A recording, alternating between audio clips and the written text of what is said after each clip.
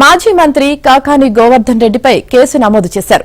నెల్లూరు జిల్లా పొదలకూరు మండలంలోని రుస్తుం మైన్స్ లో అక్రమంగా క్వార్జు ఖనిజం కొల్లగొట్టిన కేసులో కాకానిని A4 గా చేర్చారు.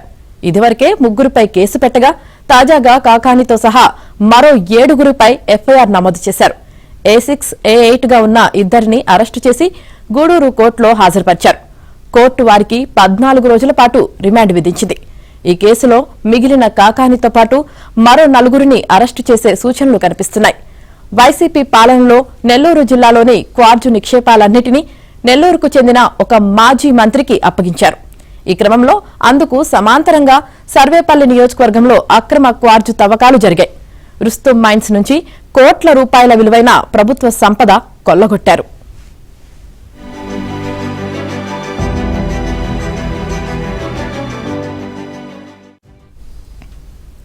రుస్తుం మైన్స్ ను గతంలో ఒకరికి లీజుకు ఇచ్చారు. ఆ లీజు గడువు ముగిసిపోవడంతో సర్వేపల్లికి చెందిన వైసీపీ నాయకులు ఈ మైన్స్ పై కన్నేశారు. పెద్ద ఎత్తున అక్రమ మైనింగ్ చేశారు.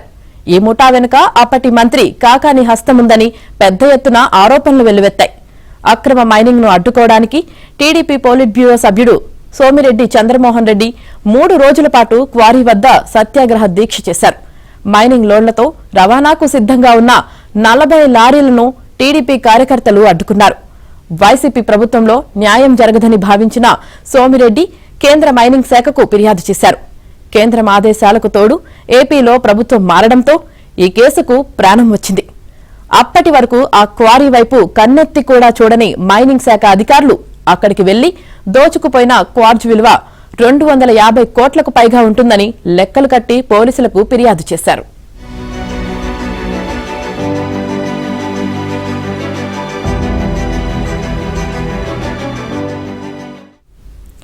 ఈ కేసులో మొదట 3గురిపై కేసు కట్టారు.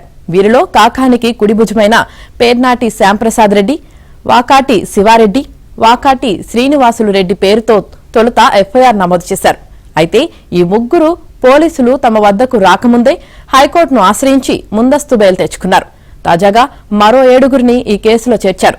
ప్రస్తుత పరిణామాలను గమనిస్తే మాజీ మంత్రి కాకాని చుట్టూ ఉచ్చు బిగుస్తున్నట్లు స్పష్టమైన సంకేతాలు కనిపిస్తున్నాయి. మరోవైపు ఒంగోలు పార్లమెంట్ సభ్యుడు మాగుంట శ్రీనివాసులరెడ్డి సంతకాలను ఫోర్జరీ చేసిన కేసులో ప్రభుత్వం సిట్ను నియమించింది. ఎంపీ సంతకాల ఫోర్జరీ కేసులో సైతం కాకానిని నిందితుడిగా చేర్చే సూచనలు కనిపిస్తున్నాయి. సర్వేపల్లి రిజర్వాయర్లో గ్రావెల్ కుంభకోణం వెనుక కూడా కాకాని హస్తం ఉన్నట్లు అప్పట్లో పెద్ద ఎత్తున ప్రచారం జరిగింది. ఈ పరిణామాలన్నీ గమనిస్తే గత ప్రభుత్వంలో మంత్రిగా నెల్లూరు జిల్లాలో చక్రం తిప్పిన కాకానికి కష్టకాలం ఎదురయ్యే సూచనలు కనిపిస్తున్నాయి.